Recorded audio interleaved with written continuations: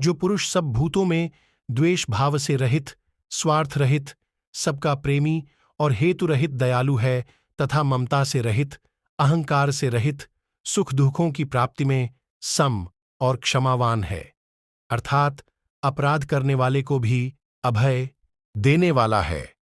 तथा जो योगी निरंतर संतुष्ट है, मन इंद्रियों सहित शरीर को वश में किए हुए है और मुझ में दृढ़ निश्चय वाला है, वह मुझ में अर्पण किए हुए मन बुद्धि वाला मेरा भक्त मुझको प्रिय है, जिससे कोई भी जीव उद्वेग को प्राप्त नहीं होत और जो स्वयं भी किसी जीव से उद्वेग को प्राप्त न होता, तथा जो हर्ष, अमर्ष भय और उद्वेगादिस रहित है, वह भक्त मुझको प्रिय है। जो पुरुष आकांक्षा से रहित, बाहर भीतर से शुद्ध चतुर, पक्षपात से रहित और दुखों से छूटा हुआ है, वह सब आरंभों का त्यागी मेरा भक्त मुझको प्रिय है। शोक करता है, न कामना करता है, तथा जो शुभ और अशुभ संपूर्ण कर्मों का त्यागी है, वह भक्तियुक्त पुरुष मुझको प्रिय है।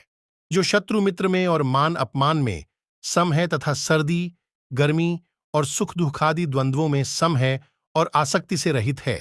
जो निंदा स्तुति को समान समझने वाला, मननशील और जिस किसी प्रकार से भी शरीर का निर्वाह होने में सदा ही संतुष्ट है और रहने के स्थान में ममता और आसक्ति से रहित है, वह स्थिर बुद्धि भक्तिमान पुरुष मुझको प्रिय है। परंतु जो श्रद्धायुक्त पुरुष मेरे परायण होकर इस ऊपर कहे हुए धर्ममय अमृत को निष्काम प्रेम भाव से वेद, शास्त्र,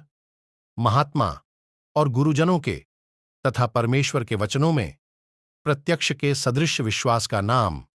श्रद्धा है, सेवन करते हैं, वे भक्त मुझको अतिशय प्रिय हैं। श्री भगवान बोले, हे अर्जुन, यह शरीर, क्षेत्र इस नाम से कहा जाता है और इसको जो जानता है उसको एक क्षेत्रज्ञ, इस नाम से उनके तत्व को जानने वाले ज्ञानीजन कहते हैं। हे अर्जुन, तू सब क्षेत्रों में क्षेत्रज्ञ अर्थात जीवात्मा भी मुझे ही जान और क्षेत्र क्षेत्रज्ञ को अर्थात विकार सहित प्रकृति का और पुरुष का, जो तत्व से जैसे खेत में बोए हुए बीजों का उनके अनुरूप फल समय पर प्रकट होता है, वैसे ही इसमें बोए हुए कर्मों के संस्कार रूप बीजों का फल समय पर प्रकट होता है, इसलिए इसका नाम क्षेत्र ऐसा कहाँ है। जानना है वह ज्ञान है, ऐसा मेरा मत है। वह क्षेत्र जो और जैसा है तथा जिन विकारों वाला है और जिस कारण से जो हुआ है, तथा वह क्षेत्रज्ञ भी जो और जिस प्रभाव वाला है, वह सब संक्षेप में मुझसे सुन।